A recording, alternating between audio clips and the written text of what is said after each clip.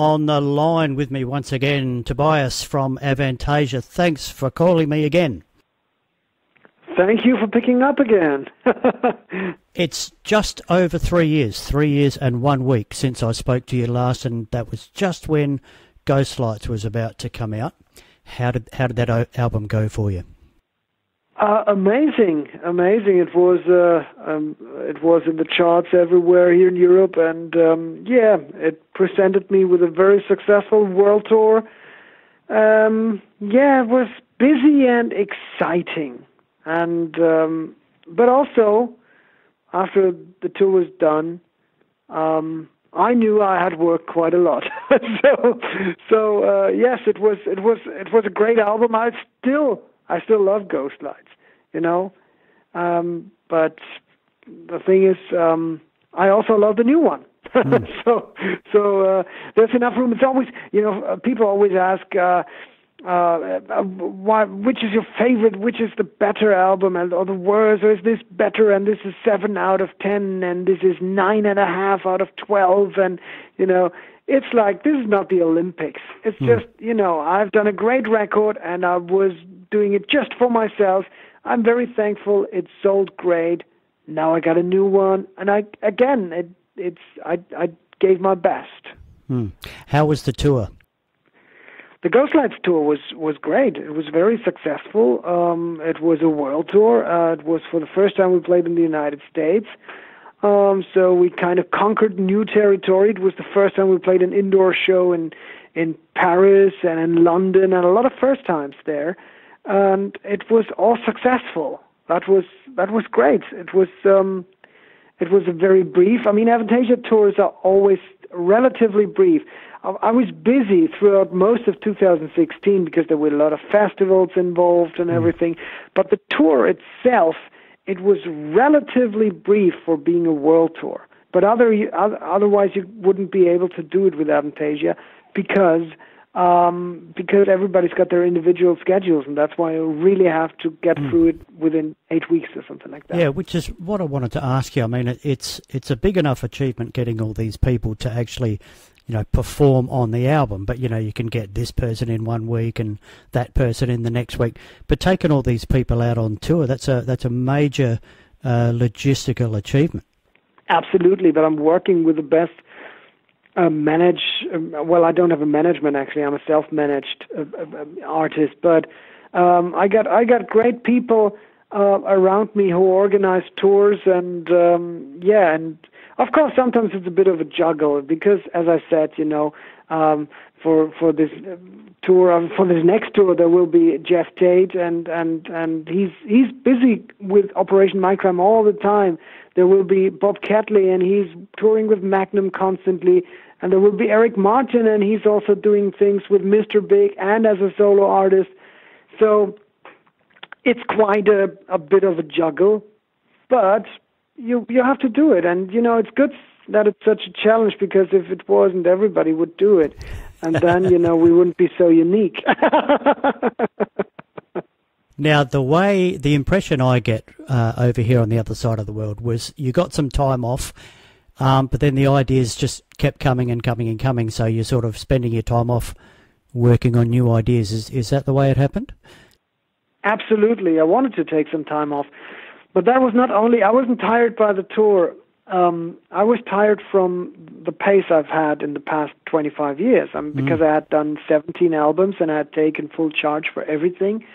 And I was producing them or co-producing most of them, and I was, I had done 10 world tours, and in brief words, I just felt that I had become working on autopilot. It was not, nobody really questioned that I was doing what I was doing next. Everybody knew it already, except for me. I had to dream all these things up, and it was just like it had become normal. It had become a duty to shit out albums, and although I do it, I love to write music. I never sit there and say, I don't have ideas, I have to write a new album. I constantly write and I capture ideas, but still it's demanding to compose and to be creative and to do all this, and also the touring and everything and organizing. It is demanding to pretty much have your life, to live according to a schedule and to a future plan. And that's what I've always been. My whole career has been about the future plans. Not so much my own, it was not only my ambition, it was just, but I wanted to make it right for everybody. And after a while, you do things without really thinking about them anymore. It's just normal. Oh, yeah, okay, we have to do a new album. Yes, okay, let's book a studio in 3 months, and then let's put this together now. And then, of course, we're going to do a tour, because, of course, we're a band. What do bands do? They tour. Yeah, then we do a world tour. And you do this all. Everything, the pace is set when you're a young musician. But you don't realize that you hold on to that pace, even though it is not as natural sometimes as it seems when you get into that business, because you get a little older. I'm 41 years of age now. I don't want to say I'm old, but it's just like it's not as easy as it was when you're 21, touring the world and doing all these things. And So I had to hit the brake, and I was just writing for myself and writing new music just for a solo record, and that solo record in brief words. They were not so brief now, but that solo record became Avantasia again, but this time without a deadline, without a record contract, without anything. It just fell into place. I understand a lot of this, or maybe all of it, was recorded in a new studio that you've built. Did that sort of take a bit of the pressure off, not having to book like an external studio, being able to work maybe more at your own sort of pace? Did that help?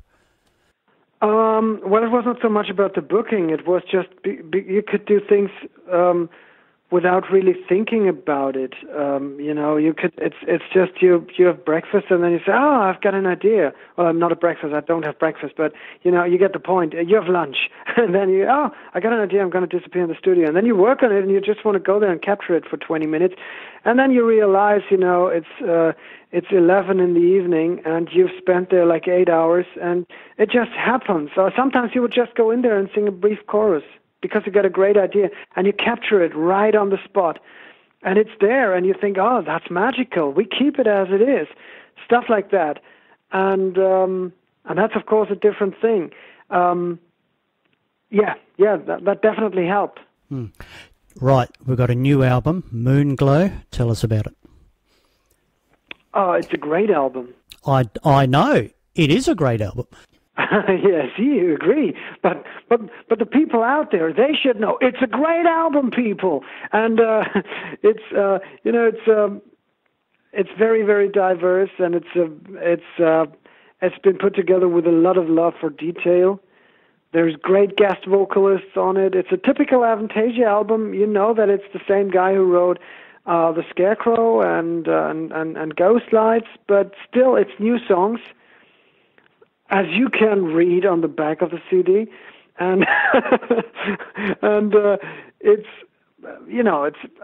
a great album, great guest performers. A lot of people that on the album that everybody has heard of in context of Avantasia before, like Jeff Tate or Jorn Lande, Michael Kiske, Ronnie Atkins, Eric Martin, Bob Catley, but there's also new people on the record, like Candice Knight. Yes, very impressed by her performance on there.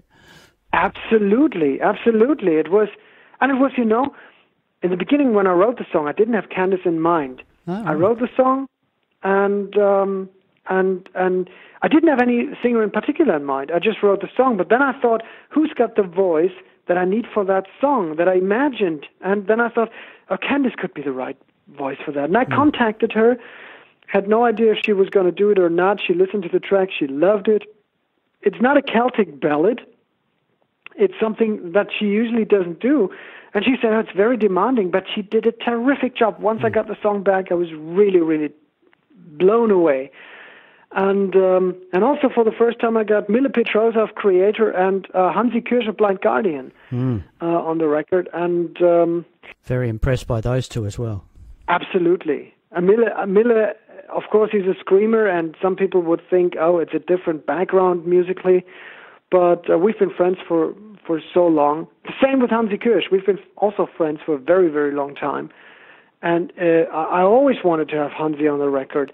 I wanted him to be on the first Avantasia record, but back then he was busy. And this time I had that song and I had those passages, and I asked him again, and he did it. And I'm really, really happy about it. The album is very, very colorful, and you can hear a lot of creativity in there. We have a Celtic harp, we have Celtic elements, we have Gregorian chants on there, we have gospel choirs, really soulful. It's a very, very musical album. My favorite, just letting you know, Piper at the Gates of Dawn. That's a monster. Okay. Cool, thank you. Yeah, well, that gets hardly mentioned. That's why I'm very, very thankful for you saying it. It's hardly, not a lot of people mention that as their favorite song. Everybody goes for the, Goes to the Moon or The Raven Child and, you name it, Requiem for a Dream. But, The Piper at the Gates of Dawn, I liked it. Most of it I wrote in London. I was traveling a lot for that record to stimulate my creativity and to just change the working environment a little bit and just enjoy playing music and working and watching my own creativity and my whole job and life from a different angle. That's why I went to England a lot, because I find England to be highly inspiring. And that's why that's where I wrote the Piper at the Gates of Dawn, or most parts of it. Yeah, okay. So we've got the new album, Moonglow. Wish you every success with that. Now, as we've touched on before, touring is a obligation, of course. But this next part, now, we all thought it would never happen. You told me 3 years ago that it probably would never happen, but this May, you're touring Australia. How did this happen? Miracles do happen. I have no idea. We were asked if Australia was an opportunity, or our promoters. I think my booking agency reached out. I don't know who asked whom, but they reached out, I think, for Australian promoters, and they came together with one, and I thought, great, let's do it, but let's make sure we're not going to strip down the show. We're not going to leave any vocalists at home, because I want Avantasia to be the experience that Avantasia is. I don't want to be any pictures of an Avantasia light show. I mean, of course, when somebody gets sick and somebody can't sing, or somebody has to pull out because he has other obligations for a festival or whatever, we can cope with that. Then we do a show with one less. But in general, I want Avantasia to be perceived as what it is, a great show with many singers, and I want it to be presented everywhere the same way. So yes, that promoter agreed on, and we will come with a great lineup. There will be Jorn Lander, there will be Ronnie Atkins, there will be Eric Martin of Mr. Big, Bob Catley of Magnum, Jeff Tate will be there, I will be there, Adrian Cohen, great female vocalist, up-and-coming vocalist. She's absolutely fantastic. There will be Herbie Langhans, Olli Hartmann, Sascha Paet, Miro Odenberg, Felix Bonkov, Ed Guy on drums. I will be there. It will be a great show, and we'll play 3 hours approximately. 3 hours? Yep, of course. I mean, you don't expect us to fly all the way to cut out an hour of the set. We play 3 hours everywhere. We're playing 22 to 23 songs, 24 songs maybe, and we have so many long songs. I mean, we have songs that are 12 minutes long. And we will not leave them out. They're an integral part of an Avantasia show. So we'll do a best-of set, and we're going to also include the new album in that set. So it will be the Moonglow World Tour. There will be many songs off of Moonglow, but there's also room for 15, 16, 17, whatever tracks from our entire history. And, it will be a massive show.